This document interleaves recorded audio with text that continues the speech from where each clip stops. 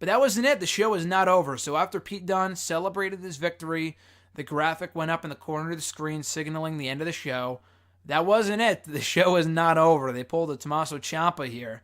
And Kevin Owens, who is notorious for this type of thing, where they put up the graphic on NXT, whether it's Ciampa or Kevin Owens, they always have something up their sleeve every time that little graphic goes up in the corner.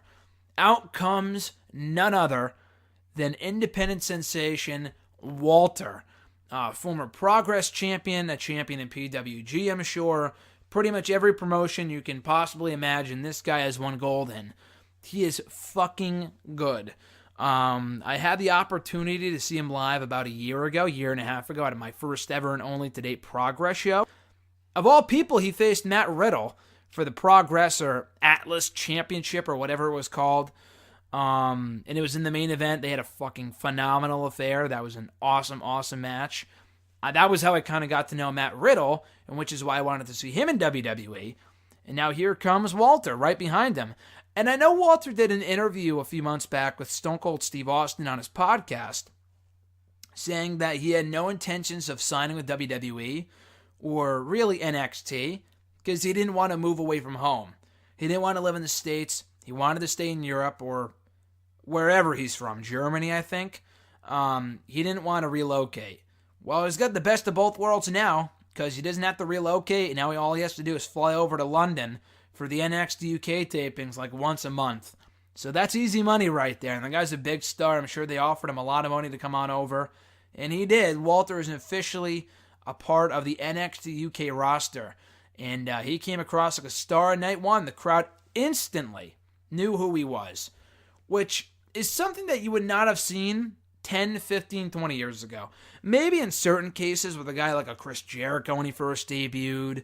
You know, like even when Kevin Owens debuted, only like a portion of the audience knew who he was when he debuted on Raw. Granted, this is England.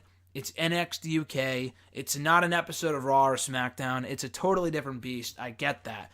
But still, the reaction that he got for a guy that's never been in Ring of Honor, for a guy that's never been in Impact, for a guy that's never been...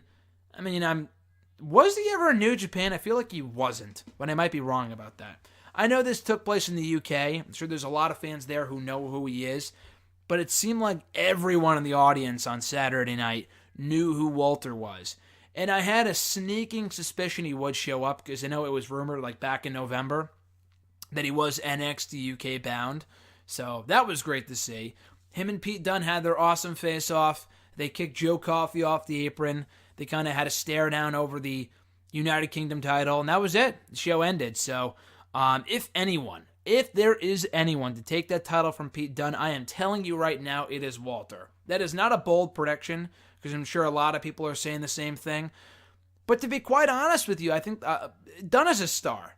Dunne has done a lot to, hold it down in NXT UK, and I don't think he can really move on to bigger and better things, either in NXT or Raw or SmackDown, until that brand is established. Maybe he doesn't want to go to the main roster. If he's ever seen an episode of Raw, I would not blame him if he didn't. But at the same time, the guy belongs on the main roster. But I get the feeling that they don't want to have him move up until they have him establish that NXT UK brand. A lot like Tyler Bate and Trent Seven. Otherwise, why aren't they appearing more regularly on NXT or Raw or SmackDown? With Pete Dunne, though, I think he's done all that he can in NXT UK. He's beaten pretty much everybody. Pretty much everybody who has ever stepped up to face him, he's beaten them.